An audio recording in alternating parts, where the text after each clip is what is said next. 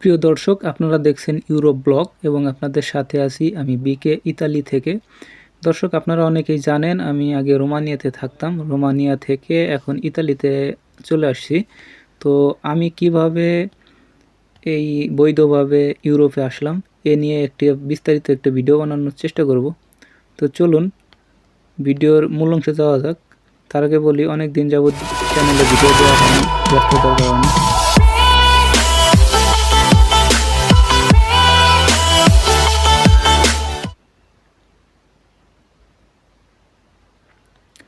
দর্শক, আমি কিভাবে এই বৈধভাবে ইউরোপে আসলাম এটা আপনাদের সাথে একটু শেয়ার করার চেষ্টা করি। কারণ বাংলাদেশে থাকতে আমিও এরকম অনেক ইউটিউব ভিডিও দেখতাম। কারণ কিভাবে বৈধভাবে ইতালিতে বা ইউরোপের অন্যান্য দেশে যাওয়া যায় এ নিয়ে অনেক ভিডিও রিসার্চ করতাম। কারণ আমাদের দেশে এজেন্সিদের দৌরাত্ম্য অনেক, এজেন্সিদের কাছে অনেক সহজ সরল মানুষগুলো যায় ধরা পড়ে।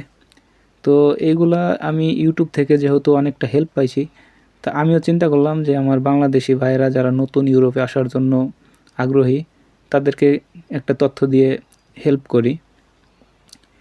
দর্শক, আপনারা সবসময় একটা জিনিস খেয়াল করবেন যে বিদেশে আসার জন্য সর্বপ্রথম দরকার হয় অনেক টাকার এবং একজন বিশ্বস্ত মানুষের, যে আপনার টাকাটার গ্যারান্টি দিতে পারবে, যার কোনোটাই আমার ছিল না। তো এরপরে আমি ইউটিউব ভিডিও রিসার্চ করতে করতে ঢাকার একটা এজেন্সির সন্ধান পাই। করার পরে উনি আমার ফাইলটা নেয় এবং সিকিউরিটি বাবদ প্রথমে 1 লক্ষ টাকা দেই ওনাকে এবং পাসপোর্ট দেই। তো উনি আমাকে সময় চায় আমার থেকে 6 থেকে 7 মাস। পরবর্তীতে 6 মাস শেষ হয়ে যাওয়ার পরে এর ভিতরে আমাকে একটা ওয়ার্ক পারমিট দিছিল উনি। কিন্তু পরবর্তীতে ফোন দিয়ে বলল যে মামা, আমি ওনাকে মামা ডাকতাম, বলল যে মামা তোমার ওই ওয়ার্ক পারমিটটা একটু ঝামেলা হয়েছে, ওই ওয়ার্ক পারমিট দিয়ে যাওয়া যাবে না, তো তুমি অফিসে এসে একটু দেখা করো আমার সাথে। তো আমি ওনার সাথে অফিসে গেলাম, এর ভিতরে অনেকবারই অফিসে গিয়েছি অন্য কারণে। তো উনি তখন আমাকে অফিসে ফোন দিয়ে নিয়ে বলল যে ওই ওয়ার্ক পারমিটটা ডুপ্লিকেট, ওইটা দিয়ে যাওয়া যাবে না, তাই তুমি সময় তো আমাকে অনেক দিলা, তাই আমাকে আরেকটু সময় দাও, আমি আরেকবার চেষ্টা করি। তো পরে উনি চিন্তা করলাম যে এক জায়গা প্রায় 5-6 মাস সময় নষ্ট করার পরে এখন এইখান থেকে যদি আমি ফাইলটা তুলে অন্য জায়গা দেই, তো তখন ওইখানে নতুন করে আবার 5-6 মাস সময় লাগবে। তো উনি যেহেতু চেষ্টা করতেছে, ওনাকে দিয়েই আবার চেষ্টা করাই। তো ওনাকে আমি আবার সময় দিলাম, উনি আবার চেষ্টা করলো, দ্বিতীয় ধাপেও উনি ব্যর্থ হইল। পরে একদিন আমাকে ফোন দিয়ে উনি অফিসে নিল, লোকটা অনেক ভালো আছিল। ফোন দিয়ে নেওয়ার পরে আমাকে বলতেছে যে মামা তুমি আমাকে অভিশাপ দিও না, বরদোয়া করো না, আমি তোমার জন্য অনেক চেষ্টা করছি কিন্তু আমি তোমার কাজটা করতে পারি নাই, তুমি তোমার টাকা এবং পাসপোর্টগুলো ফেরত নিয়ে যাও। এটা আমাকে বলছিল ফোনে। তো এরপরে আমি বললাম তাহলে আমি কবে আসবো? ঠিক আছে, তাহলে আমি উনি কবে আমাকে আসবো? একটা তারিখ বলল যে এই তারিখে এসে তুমি তোমার টাকা নিয়ে যাও। একটা ডেট বললো যে তুমি এই তারিখে এসে টাকা নিয়ে যাও। তো আমি ওই ডেট অনুযায়ী টাকা আনতে গেলাম। এর মধ্যে আবার আমি আমার একটা ভাইয়ের সাথে যোগাযোগ হয়েছিল একটা ফেসবুক গ্রুপের মাধ্যমে। ওই ভাই তখন রোমানিয়ার পারমিট পাইছে এবং বাংলাদেশে সর্বপ্রথম যখন 3 মাসের জন্য অস্থায়ী এম্বাসি আসে তখন ওই টাইমে উনি ভিসা পায়। তো ভিসা পাওয়ার পর আমি ওনার বললাম যে ভাই আপনার যেহেতু ভিসা হয়েছে তার মানে আপনার এজেন্সি কাজ জানে বা আপনার পারমিটটা রিয়েল ছিল, তো আপনার ওই এজেন্সির নাম্বারটা দেন, এরপর ওই আমি ভাই ওনার সাথে কথা বলবো, আমাকে যোগাযোগ ওই করবো। এজেন্সির ঠিকানা দিল। এই এজেন্সিটা হচ্ছে আপনার নয়াপল্টনে বিএনপি অফিসের সামনে। তো এই এজেন্সির সাথে কথা বললাম, ওনাকে বিস্তারিত বললাম যে দেখেন আমি এরকম অলরেডি 12-13 মাস এক জায়গাতে নষ্ট করছি, আমি আপনার মাধ্যমে এখন কাজটা করাইতে চাই। উনি বললো যে হ্যাঁ ঠিক আছে, আপনি ঠিক জায়গাতে আসছেন, আমরা এই মুহূর্তে কাজ করতেছি, আমাদের ভিসা হইতেছে, তো আপনি যদি চান তাহলে জমা দিতে পারেন ফাইল। তো ওনাকে ফাইল দিলাম, ফাইল বাবদ সেই 1 লক্ষ টাকাই দিলাম, আগের এজেন্সি থেকে টাকাটা তুলে নিয়ে আসলাম, উনি আমাকে সম্পূর্ণ টাকাই ফেরত দিছে। তো ওই টাকাটাই এই এজেন্সিকে জমা দিলাম। জমা দেওয়ার পরে এইখানে উনি আমাকে 3 মাস পরে ওয়ার্ক পারমিট দেয়। যা 3 মাস পরে ওয়ার্ক পারমিট দেওয়ার পরে আমি প্রস্তুতি নিতে শুরু করি। এরপরেই বাদে নতুন বিপত্তি, আমাদের এজেন্সি আমাদের পাসপোর্টগুলো ইন্ডিয়ার এম্বাসিতে পাঠায় ভিসা স্ট্যাম্পিংয়ের জন্য। কিন্তু তখন এম্বাসির কিছুদিন পরে এম্বাসি থেকে একটা ঘোষণা আসে যে আমাদের যারা বাংলাদেশ থেকে রোমানিয়া যাওয়ার জন্য চেষ্টা করতেছে তাদের ভিসা বাংলাদেশ থেকেই হবে, ইন্ডিয়া থেকে হবে না।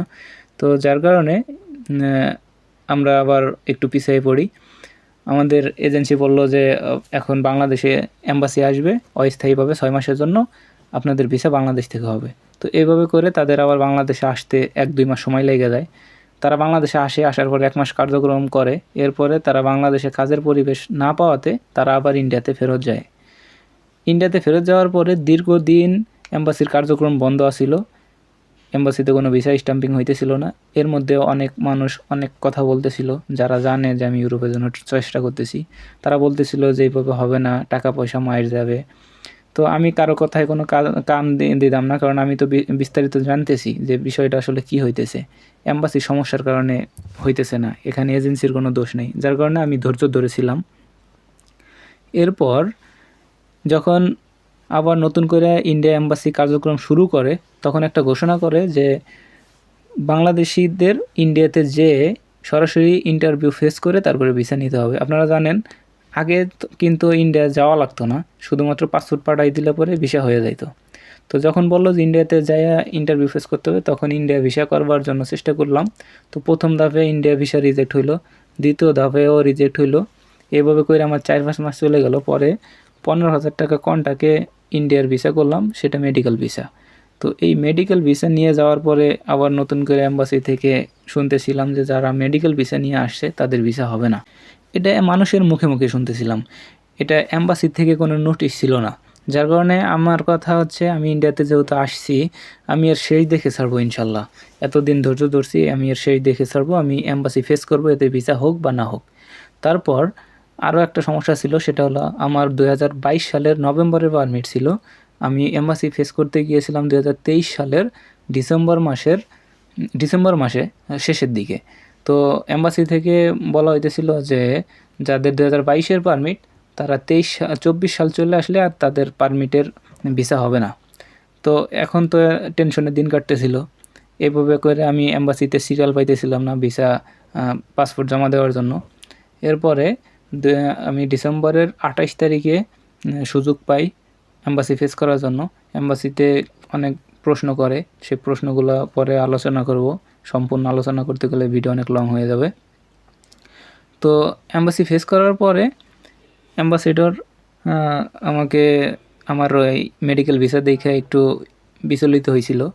তারপরে যাই হোক, আলহামদুলিল্লাহ এম্বাসি ফেস করলাম 2023-এর 28 তারিখে।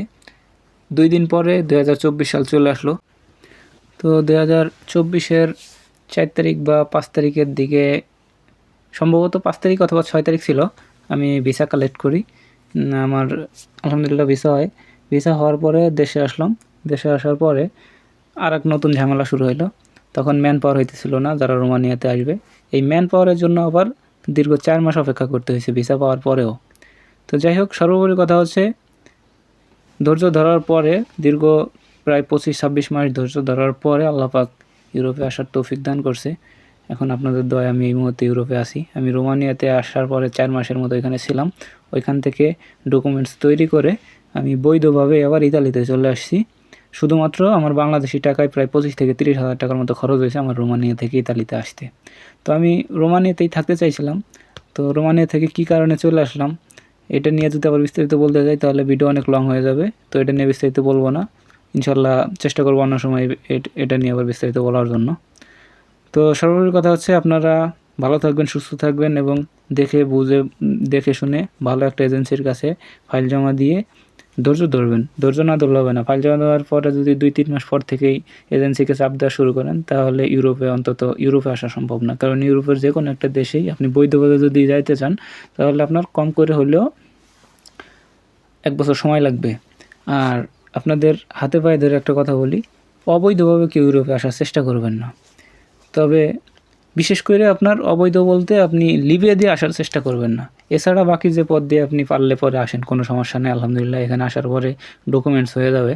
আমি এখানে আসছি, আসার পরে কাজ করতেছি, এখন ডকুমেন্টসও প্রায় হওয়ার পথে। তো এগুলো নিয়ে পরবর্তীতে ইনশাল্লাহ সময় পেলে চেষ্টা করবো বিস্তারিত বলার জন্য। ভালো থাকবেন, সুস্থ থাকবেন। আল্লাহ হাফেজ।